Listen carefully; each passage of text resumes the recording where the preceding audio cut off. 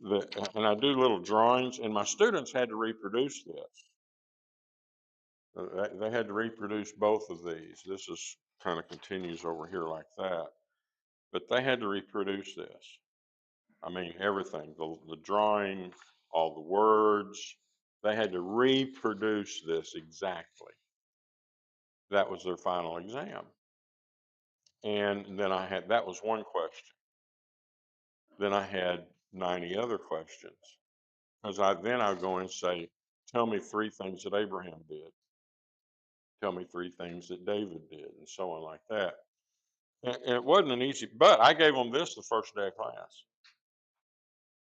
And I told them, I said, now you've got to reproduce this on the final exam. So you might as well start now trying to memorize it because this is your final exam. So, and you'd be surprised how many of them would fail. I tell you what was interesting with the few American students I started getting, they're the ones that would fail because they wouldn't do that. They would they want to go to college and have multiple choice and questions like that. They don't want to have to memorize anything. I failed them too. I didn't mind. I mean, I didn't like failing a kid, because it cost, that course cost them money. But I'm there to, if you don't, I'm there to teach you. Here's the information. If you don't learn it, it's not my problem. It's not my fault. So my son said, "It is. It is." I mean, uh, I had 4 classes in a semester was 9 weeks, and 4 classes each semester. Just one class, history and geography was just one class of my first classes. The assignment was you had to read the Old Testament, all of it, in 9 weeks. You had to memorize, and he's the one that he gave us the test with 2,000 facts. Okay, and that's one course. The next one was Sermon on the Mount, and you had to memorize the Sermon on the Mount, 3 chapters, Matthew 5, 6, and 7. You had to memorize it. Plus, you had to read 2 books on it. So, I mean, we went to class 6 hours a day. We had to study at home 7 hours, 8 hours a night every night just to get through the course. So you're right. It is some of the sunset stuff coming out, or you said, but some of the sunset stuff coming out. But if you, I don't believe in free rides, so except if it's free. It's free to go to heaven. So all right, where we're at, we've gone through all of this. Where we've been is all the way from Adam and Eve in the garden to King David, King Solomon, the division where the kingdom of Israel divided into north and south, and that's when God began to send the prophets. A prophet is an inspired preacher. I'm a prophet, but I'm not inspired. I teach God's word, and that's what a prophet does. But you had inspired prophets, and that's what you needed then because they didn't have the written Bible that people could carry around. That's a recent phenomenon. And the first church didn't have a written Bible to carry around. Uh,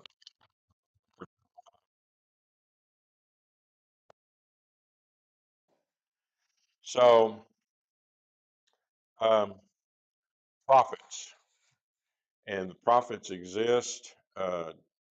Several events happen. Uh, Israel, Daniel was taken into captivity by the Babylonians to Babylon.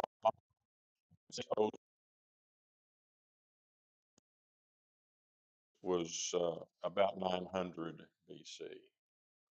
So you're looking at about 300 years here that passed. And he was youth, and Daniel was in the king of Babylon's court. And God gave Daniel the ability to interpret dreams and to see visions from God as a prophet. And that's what you have in the book of Daniel. If you open your Bible, I'm not asking you to, but if you open up to the book of Daniel, that's what it is. It's a record, it's a historical record of Daniel's history, what happened to him. What's the one event you remember most about Daniel? Lion's Den. That's in there. That record of that event is in the book of Daniel. It was recorded. He had three friends that were also taken into captivity. You've heard their names: Shadrach, Meshach, and Abednego. You probably heard it, Abednego, right? Uh, it, it should be pronounced Abednego, but we're not going to camp on that. So I found it's a waste of time. So, but they are rescued from the furnace, the fiery furnace, and so all of those are in the book of Daniel.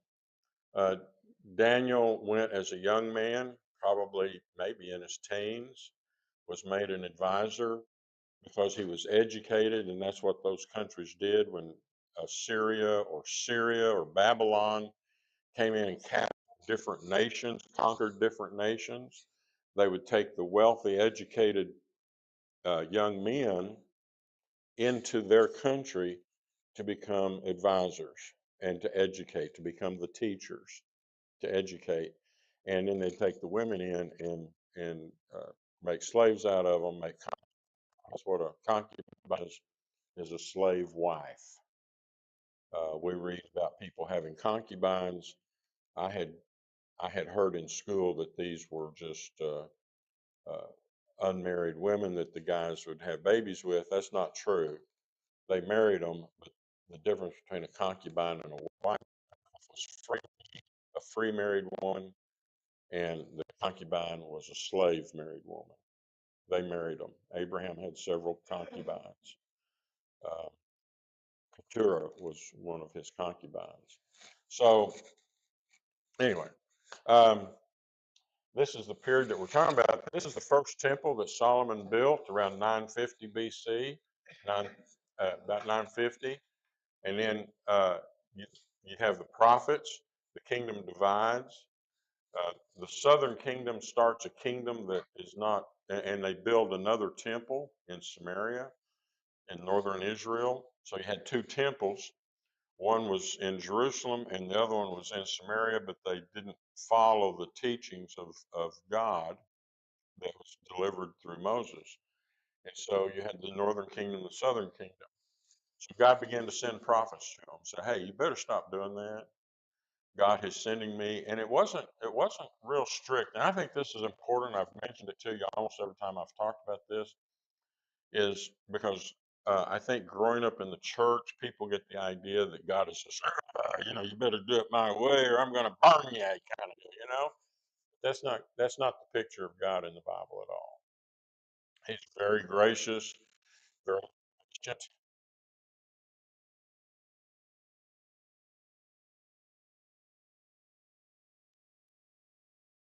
Stop doing that. And it's God speaking. It's like you do to your kids. At least that's the way I do with my kids. Don't do that. I'm going to have to whip you if you don't stop doing that. I don't want to have to do that. It hurts me to whip you. I don't want to do that. So don't do that. And keep doing it and keep doing it until finally, and I don't know how you felt about whippings, but I got them and I delivered. And so I tell them, don't, come on. And I plead with them, don't do that. And then I finally have to whip them. And that's the way God is. God is so patient. And that's the thing I learned from is the patience of God. These people were sacrificing their firstborn babies to other gods for 100 years. And the prophets kept coming and saying, don't stop it. Don't do that. Well, see, God's a lot more patient than I am. God did. So God is so patient. And so Israel, the southern kingdom finally goes into idolatry. God sends the Babylonians, and the Babylonians come down three times because Israel, they conquered Israel, put a vassal king in. A vassal means a king that's there because Babylon put them there. And the king was supposed to pay tribute to Babylon, and the first time the king said no, so they come in 606 and they defeat the country, the defeat Israel again, Jerusalem. And that's when they took all the rich guys, and that's when Daniel was taken into captivity in 606. And then they put another king in, or they told the king, look, you better straighten up, or we're going to destroy you. And he didn't listen to him. So in 586, so 606 to 586, how many years?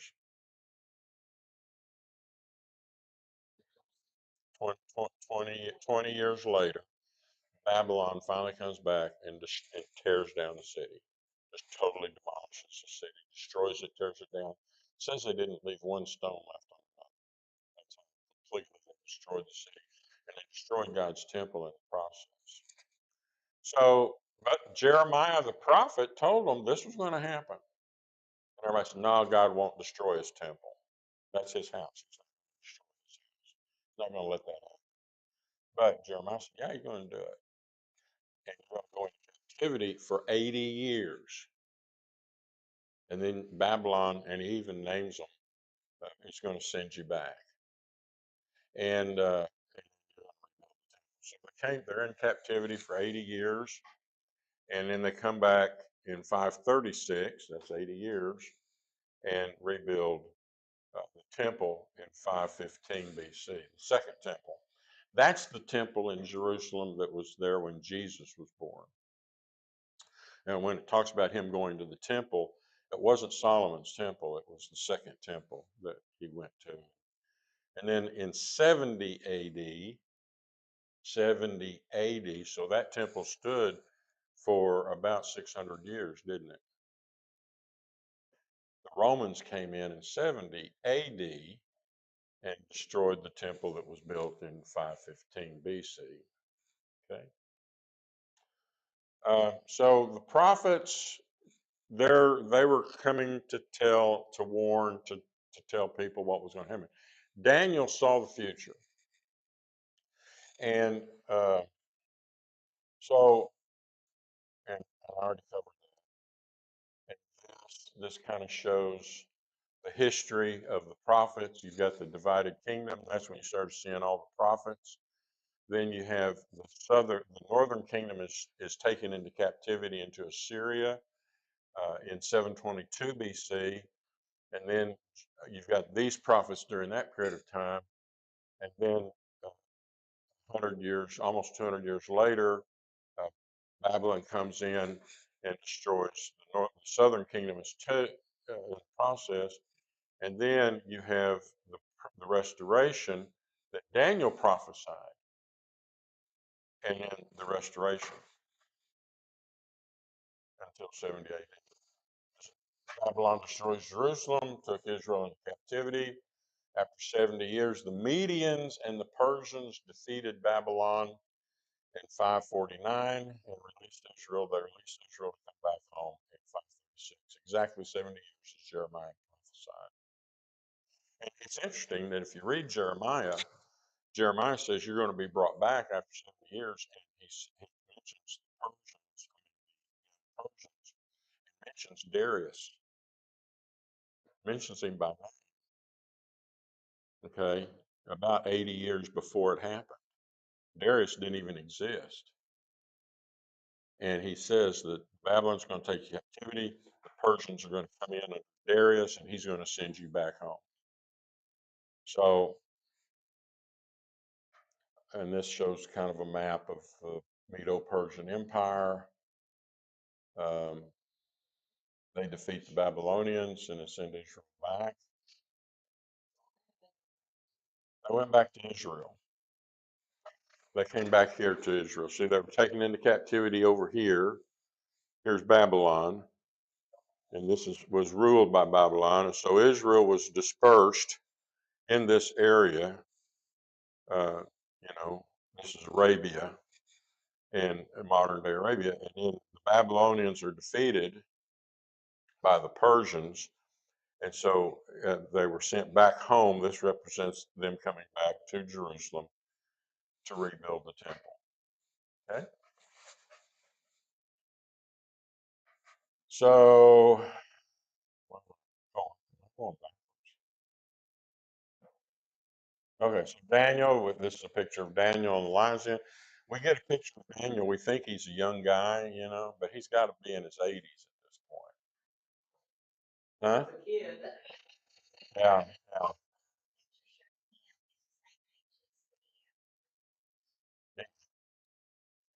Well, he was. But but stop and think. All right, when is he taken into captivity? How many of you remember the date? 606 BC. Israel comes back 80 years later. So how old would Daniel be? In his 80s, maybe around 90. So it's the Persian king that puts Daniel in the lion's den. So this is after the Persians, 80 years later, that the Persians take over Babylon, and Daniel's there. He might be 90 to 100 years old, and that seems, but they lived longer then. To live 120 years was not an unusual thing. So that I like the picture because it shows him as an old man standing in the lion's den. Okay. So future telling was the big thing about an inspired prophet. How would you know if I started telling you what's going to happen to you at lunch today, or I tell you what's going to happen in this church, or what's going to happen in our government, and who our future president's going to be? If I started telling you that and it all comes true, then what would you think? That I'm inspired. Inspired means the spirit is in me. It's a Latin. The English word inspire comes from the Latin word in spiritus. Spiritus means spirit, in spiritus, and the spirit is in me. And so I'm inspired. You'd conclude that I'm inspired, but I'm not. I can't tell you the future. But I do study and teach the Word of God. So future telling, and example of Daniel future telling is if we read Daniel 2. I don't. I think I have to read it. I think I have to look at it. Daniel, that's in the Old Testament. Today it is. Okay. Um, Daniel 2:1. Now in the second year of the reign of Nebuchadnezzar. Nebuchadnezzar had dreams, and his spirit was troubled, and his sleep left him. And the king gave orders to call in the magicians, the conjurers, the sorcerers, and the Chaldeans to tell the king his dreams. So they came in and stood before the king. And the king said to them, I had a dream, and my spirit is anxious to understand the dream. And the Chaldeans spoke to the king in Aramaic, O king, live forever.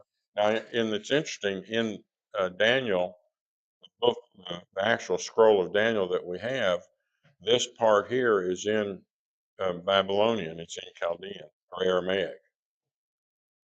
So you have Hebrew and Aramaic being used in the text. Uh, O king, live forever. Tell the dream to your servants, and we will declare the interpretation. The king answered and said to the Chaldeans, the command from me is firm. If you do not make known to me the dream and its interpretation, you will be torn limb from limb, and your houses will be made a rubbish heap. Uh, so he knows their tricks. He tells them the dream, they'll give him some kind of interpretation, and you don't know whether they're right or not. So if you're really a magician like you claim you are, you tell me the dream. Well, none of them could tell him the dream. So he orders that they all be executed. And so Daniel steps forward and said, wait, king, don't do that. I'll tell you what you dreamed and give you the interpretation. So if we go down to verse 28, However, there is a God in heaven who reveals mysteries, and he has made known to King Nebuchadnezzar what will take place in the latter days or the future. This was your dream and the vision in your mind while on your bed. As for you, O king, while on your bed, your thoughts turn to what would take place in the future, and he who reveals mysteries has made known to you what will take place. But as for me, this mystery has not been revealed to me for any wisdom residing in me more than any other living man, but for the purpose of making the interpretation known to the king, and that you may understand the thoughts of your mind. So Daniel says, there's nothing special about me. And see, all the magicians that the king had, they touted their wisdom and their great abilities. Daniel's just saying, I don't have any ability. It's just God has revealed it to me for your purpose, for your benefit. You, O king, were looking, and behold, there was a single great statue. That statue was large and of extraordinary splendor, was standing in front of you, and its appearance was awesome. The head of that statue was made of fine gold, its breasts and its arms of silver, its belly and its thighs of bronze, its legs of iron, its feet partly of iron and partly of clay. You continued looking until a stone was cut out without hands, and that means it's a divine. If it's not cut out by hands, that means no human was involved in it. So a stone that was created by divine power, and it struck the statue on its feet of iron and clay and crushed them. Then the iron and clay, the bronze, the silver, and the gold were crushed all at the same time and became like chaff from the summer threshing floor. Chaff is, after they thrash the wheat, they'd take a shovel and what's left, and once they garnered the wheat out, they'd take a shovel and throw it up in the air, and the wheat, was heavier, and it would fall back to the ground. The the the, the chaff. That's what I'm trying to explain is what chaff is. Do all of you know what chaff is? Okay, so they crush the stuff that encompassed the seed. They crush that off. The wind would carry it away, and what would be left would be just a seed. And so that's why I've been to in India when Becky and I were there. We would see people that'd be out there and they'd be throwing it in the air like that with a shovel, and the wind would be carrying away all this looks like dust, but it's the stuff that was they crushed it. They uh, ran a heavy stone over it, crushed it, and then they'd throw it in the air. And then after they've done that for a while, and there's no more chaff blowing away, then what was left was just a seed. Okay, and that garner the seed, they'd gather the seed into the barn. Uh, let's see, verse 35, the iron, the clay, the bronze, silver, and the gold were crushed all at the same time and became like chaff from the summer threshing floors, and the wind carried them away so that not a trace of them was found. So the statue, which is made of these parts, these four parts, was crushed by the stone, and it blew away like chaff blows away. The statue itself blew away. But the stone that struck the statue became a great mountain and filled the whole earth. So this is kind of what you see here. It's Nebuchadnezzar's dream. You've got the head of gold, then you've got the silver, and the bronze, and then the feet of bronze and clay mixed. Then he said there was a mountain, there was a stone cut out, and it struck the statue at his feet, crushed the whole statue so that it blew away and became nothing. Right? That's the vision that's the dream that Nebuchadnezzar had. And Daniel's coming and saying, okay, this is what you saw in your dream. Now he's going to tell him what it means. So he says, verse 32, that the head of the statue was made of fine gold, its breast and its arms of silver, and its belly and its thighs of bronze, its legs of iron, its feet partly of iron and partly of clay. You continued looking until the stone, etc. Let's see. So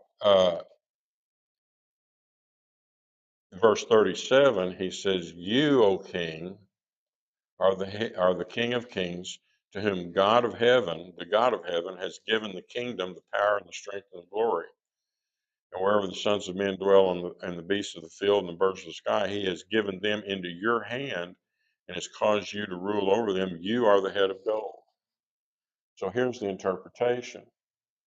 Over here on the right-hand side, you see verse 37 and 38, he tells the king, "You're the head of gold." You, when you look at the statue, you represent the head of gold represents you.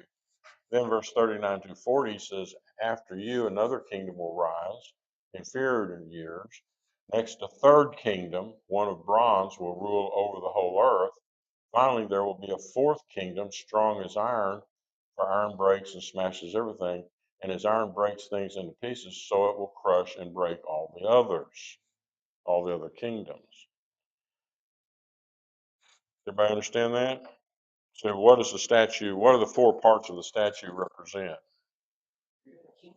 Four kingdoms, and they come one after the other. Now, historically, you got Babylon. If you start with the head of gold, Babylon, then you've got Media and Persia. Then you've got Greece. The third kingdom is Greece. And who rises up in power after Greece? Rome. So you've got four kingdoms. And see, there's no way that Daniel or the king could know this, but this is what he points out. You've got Babylon was 604 to 539 BC. Medo-Persia, and Persia becomes a stronger one. Media and Persia join forces to defeat Babylon, but the Persian Empire becomes the prominent one. And from 539 to 331 BC, then Greece under Alexander the Great uh, went in and conquered Persia, defeated them, and that's interesting. How many of you have seen the movie 300? Okay, so do you know what that was about? What was it about? Huh? Yeah, yeah. The Persians came in. This is in the 400s.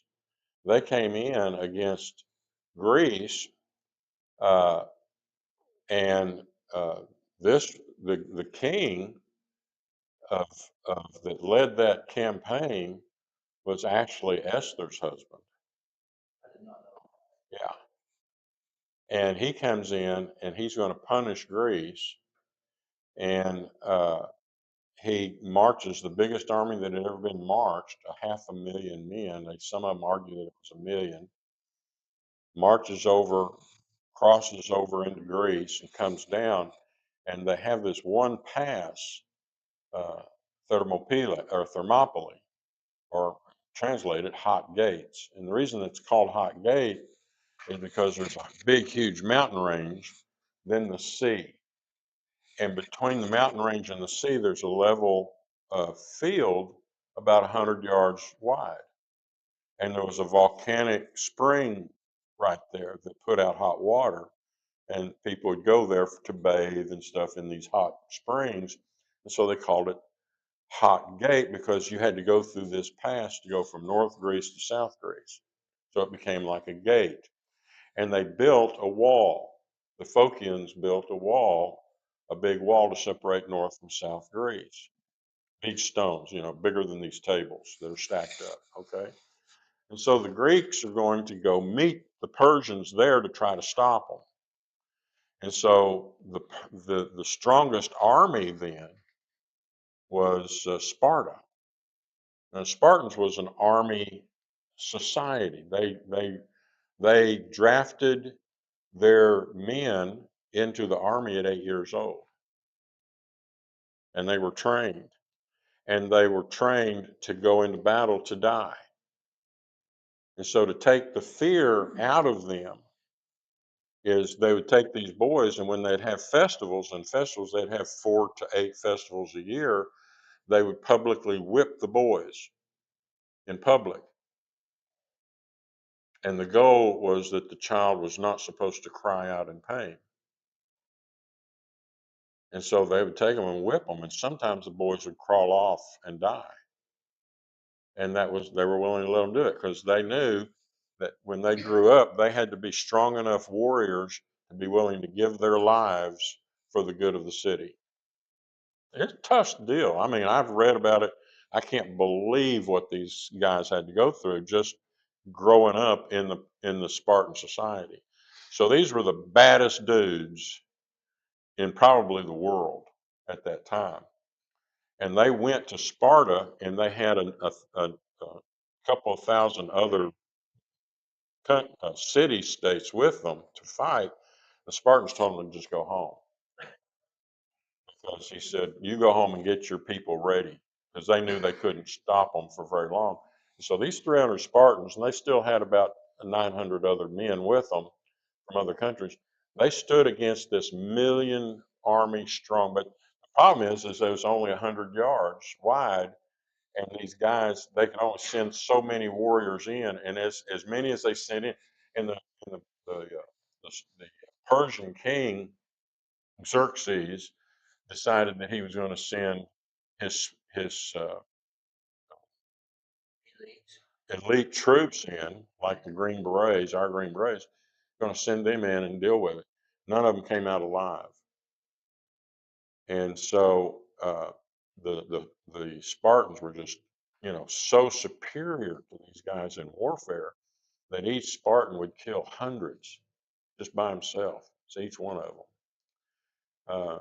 It was said that somebody said to the king, he said, "Man, they're shooting so many arrows at us, it's blocking out the sun."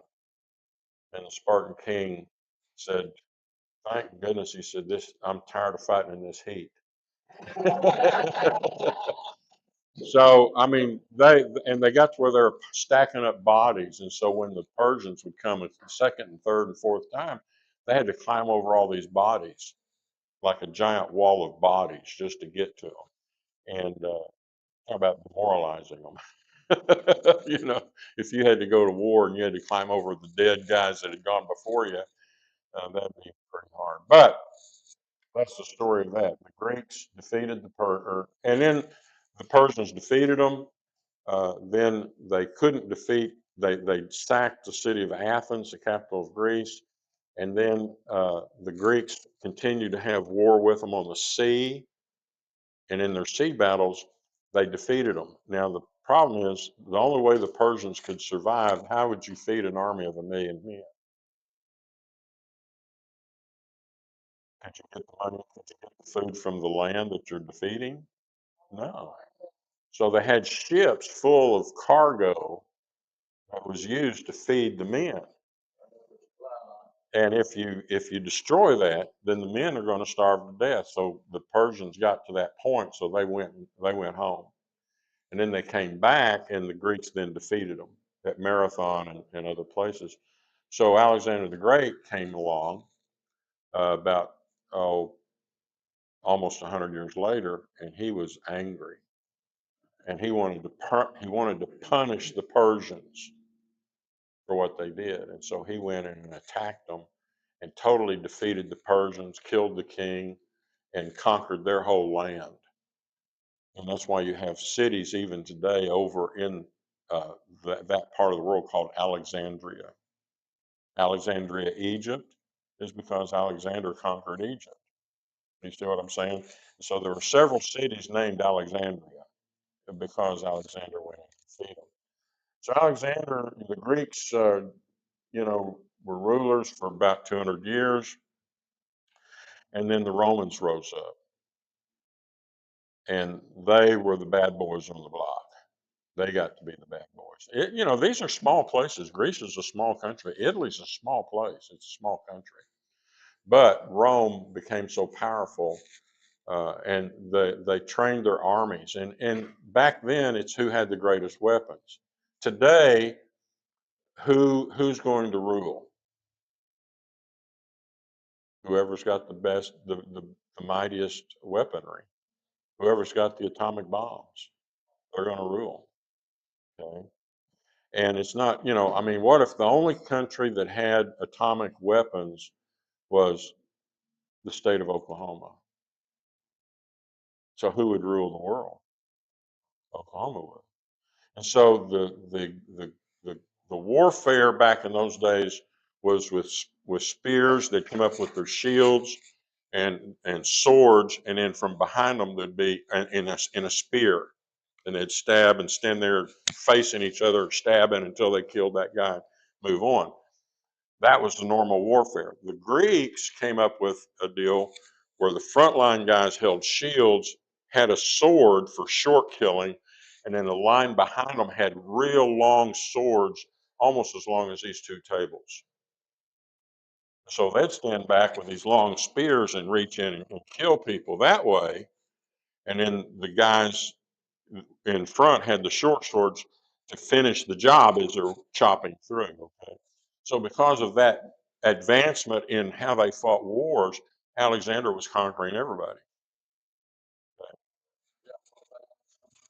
Yeah, phalanx is that line of army that did that. So, and then the Romans came along and they used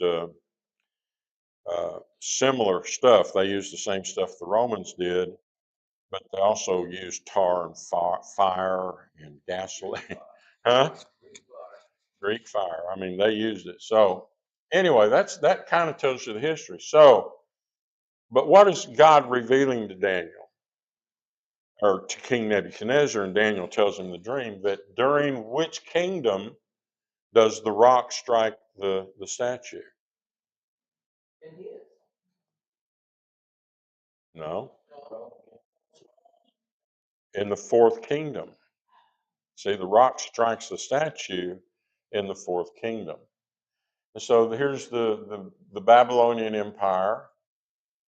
You can see in red, and then you come along and you see the Persian Empire.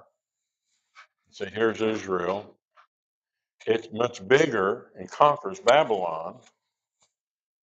And then the Greek Empire, Alexander the Great, starts here. He lived in Pella, up in this area, conquers all of Greece, then goes over and conquers uh, uh, Asia Minor, then comes down and conquers Egypt, Israel. It's interesting that when Alexander the Great enters Jerusalem, comes to Jerusalem with all of his army, and his intention is to destroy Jerusalem. This is history. You can read it. The high priest comes out and reads the book of Daniel to him, showing that they knew he was going to do this and that Alexander the Great was going to be the king that would conquer the world. And so they spared Jerusalem because of that, because they had the book of Daniel.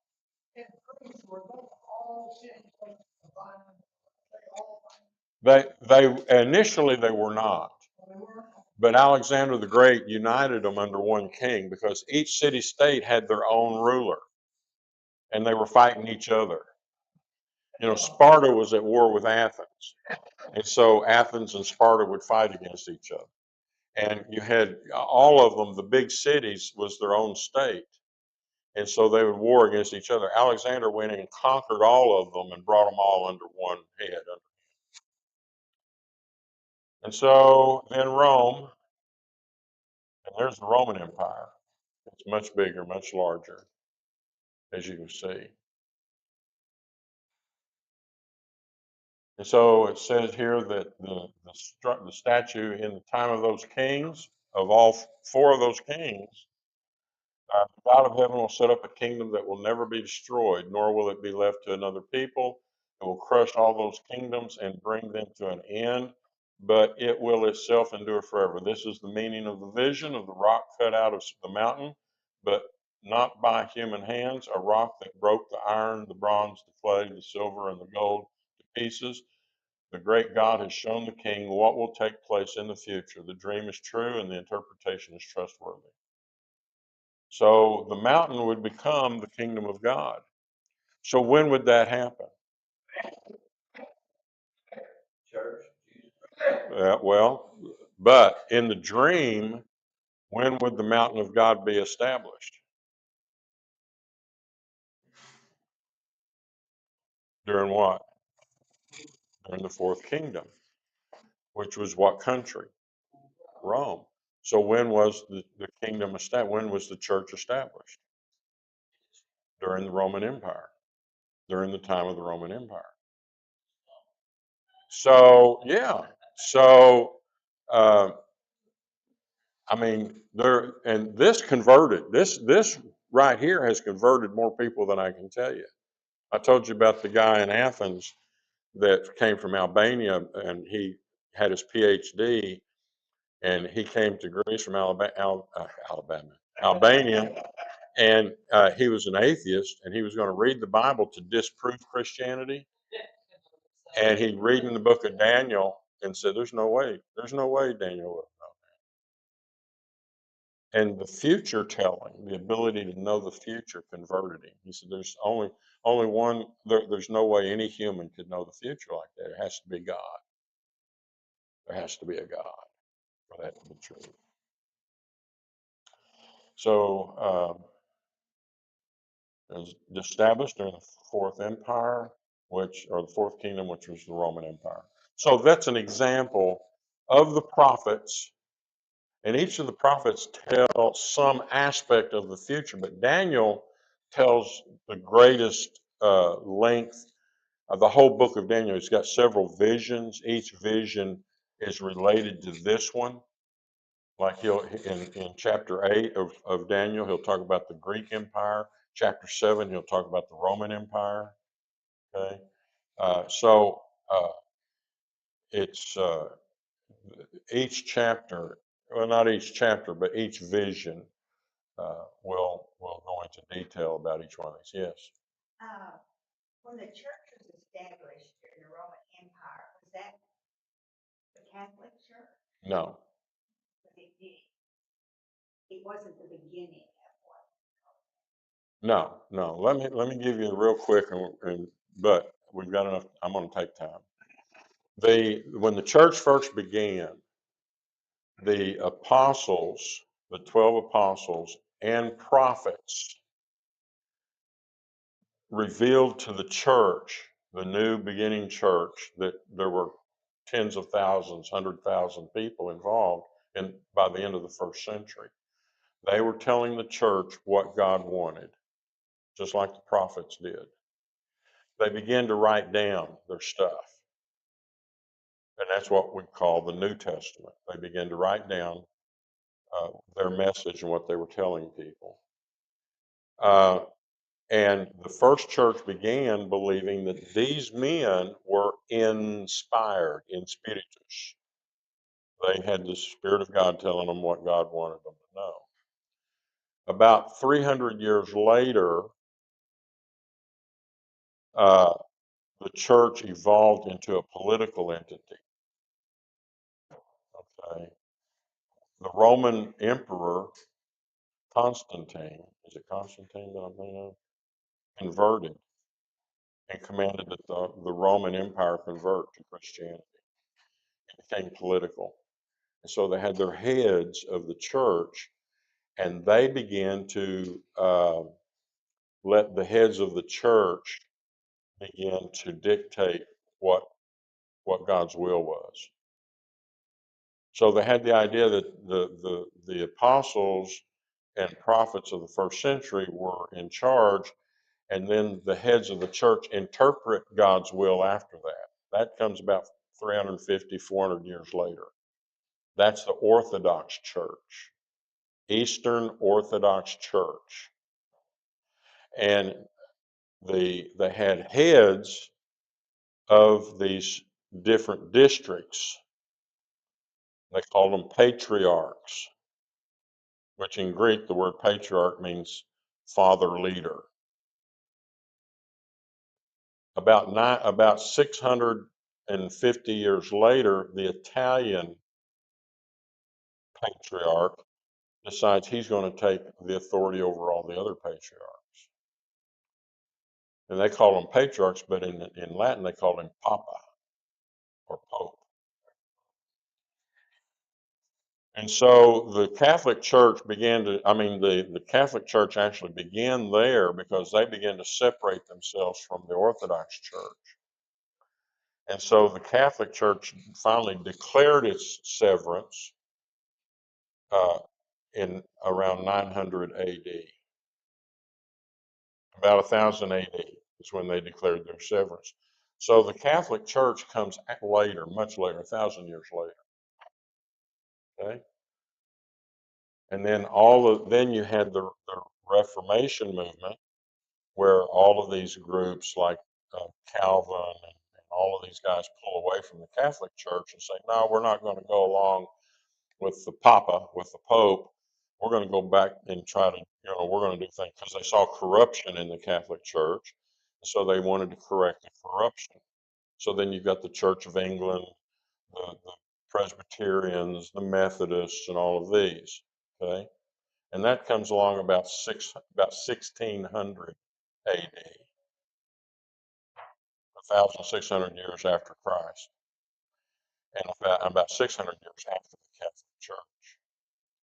And then in 1700s, a group of them decided that each of those are corrupt because they're creating their own rules. And they said, back to the Bible. And they started what was called the Restoration Movement, where you go just by the Bible. And that's what we're part of. Does this make sense to you? Any questions about that?